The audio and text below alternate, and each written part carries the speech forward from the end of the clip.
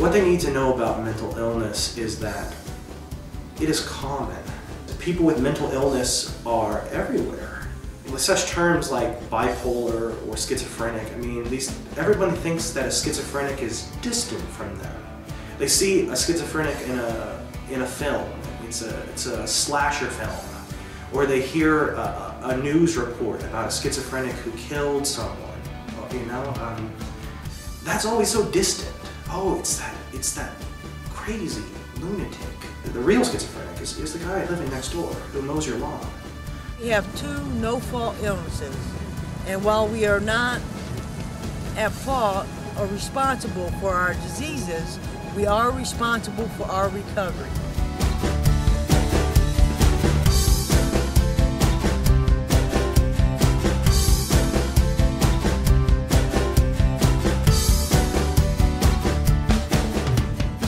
I think recovery can exist. It's when someone clearly understands their symptoms and is able to manage them to a point where they can live. Part of recovery is knowing your illness to the point where you can avoid relapse as much as possible.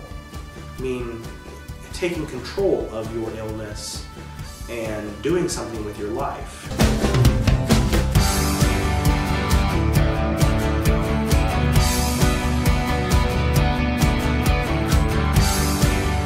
What really changed my life was several years ago, I ran into an acquaintance who was a peer support specialist, meaning that she had an ongoing mental health challenge and that she had taken a class to help her use her experience to help others in similar situations.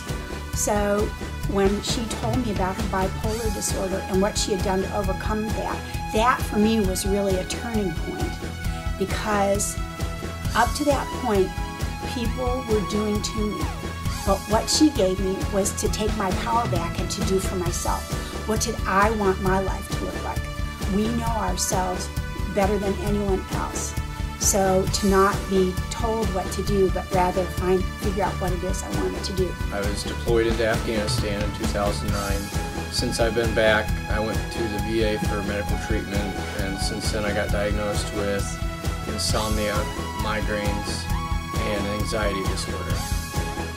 When I came back, I was self-medicating myself with prescription pills to cope, until I went to the VA and got prescribed medication for sleeping disorders and so on and so forth. It wasn't easy. So many people had told me that I need to make certain steps in changing my behavior and my lifestyle. Many people, peer support is critical. I think that it is very valuable. People need to know that for individuals that have a mental illness, to get well, the focus has to be on wellness, not illness. I found a lot of support to be very helpful through the ADAMH board, through NAMI, which is National Alliance of Mentally Ill, through the toll-free bridge line that we bridge the gap with consumers and families, and we give references and we give resources that can change as far as with education in the mental health arena. When my son was diagnosed on his exit interview from his first hospitalization, the social worker said, "Do you know about NAMI, the National Alliance on Mental Illness?" And we didn't. Why would we? And we started going to those meetings, and that was in New Jersey. And when we moved to Ohio, in Athens, we began going to those meetings. And it was really a light at the end of the tunnel, or a warm fireplace for us to sit with all of our friends and talk about what had happened to us. Anyway, within 7 months I was diagnosed with narcolepsy and bipolar disorder. I spent 2 weeks hospitalized following a manic episode where I was diagnosed, and came out of there having studied everything I could about how not to go back.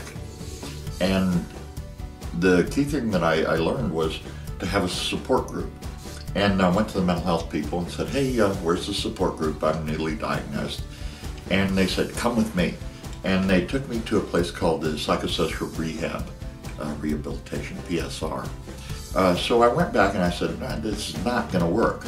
There's got to be something else." And they said there wasn't. So somebody said, "Why don't you start one?" a support group. And I said, that I could do. So I told the woman, you bring somebody, I'll bring somebody. And so the four of us got together, and then the next meeting, everybody brought somebody else. And in December of 2001, a friend gave me the Little Red Rap book, Wellness Recovery Action Plan by Mary Ellen Copeland. The book talked about having hope and taking personal responsibility for my recovery.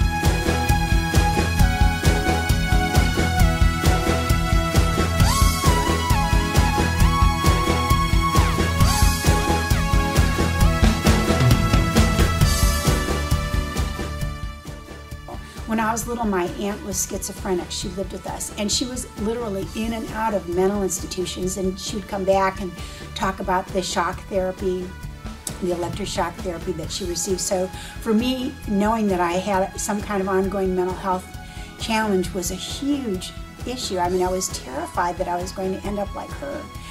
At first, I was completely lost. Because of stigma, I really didn't share it much with my friends.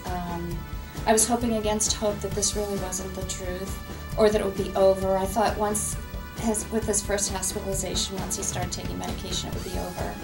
And that was about 15 years ago, and he still does have a brain disorder, but he's much, much better now. A lot of people, because of stigma, aren't in a place where they feel safe to say that they have schizophrenia or bipolar or depression. For them, they're afraid that if it gets out, that they have a mental illness, that if they want to switch a job or if they want to be promoted or something, it simply won't work because there'll be a prejudice against them. I think it's important for us to get out of that place where we're isolated.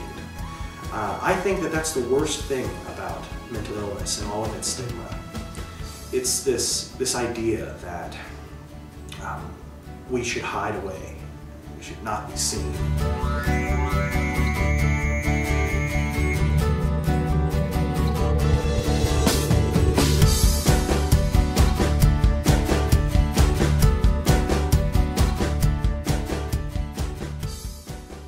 That I have no problems with saying I have schizophrenia. I have schizophrenia. I have no shame in that. It's a chemical imbalance. It's not my fault. It's not a character flaw. Compared to what I went through when I was psychotic and unable to function, it's sort of an Ozzie and Harriet sort of situation. It's very lucky for me. I feel very fortunate.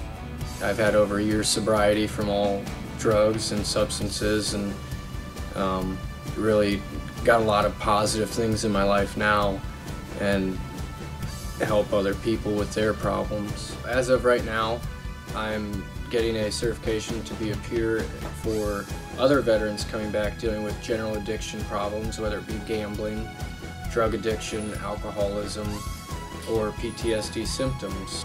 There's different people in my recovery, especially my mom and dad, that never gave up hope that I would get better.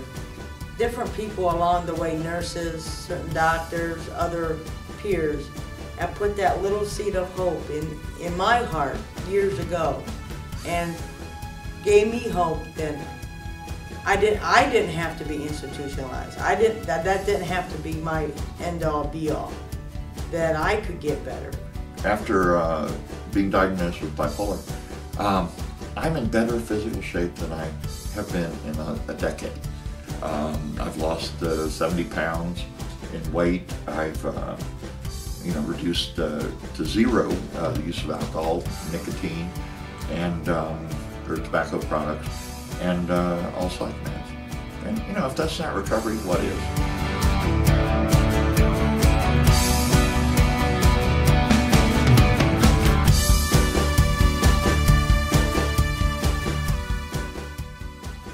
Advice for people with mental illness is that one should be educated, one should stay on their meds, be educated about mental health, stay on their meds. They should have diet and exercise. They should do volunteer work, stay busy. My prime advice for people with mental illness is surround yourself with healthy people. Surround yourself with people who want to see you recover. We have to allow people to be people. We have to see people as individuals We cannot get hung up on the label of mental illness because it doesn't tell us anything about that person. A person does not have to be alone. There are other people who can accompany anyone on this journey.